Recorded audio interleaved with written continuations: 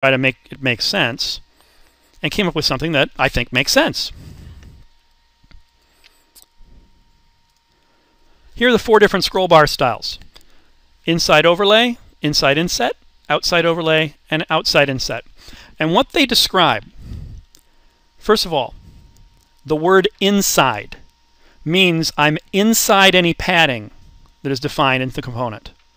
So see that I have padding around the component here. The scroll bar is inside the padding.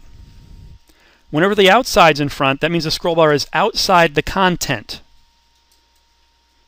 That means it may be outside the padding, it may be as part of the padding. Make sense so far?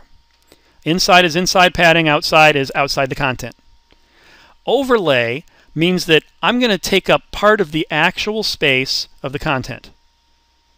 This is, we saw that original thing where the scroll bar was actually on top of some of the content. It would look like that.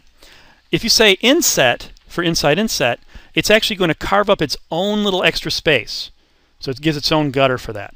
Now in order to do this diagram for these 2 ones here, I actually changed the background color of him to green, so his gutter actually shows.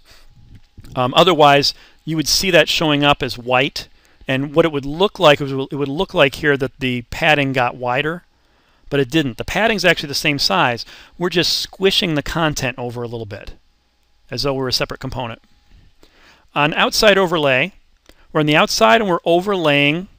We're outside of the content. We're overlaying our padding.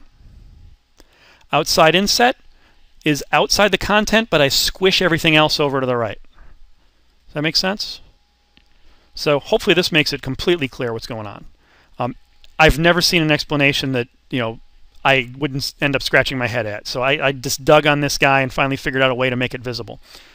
So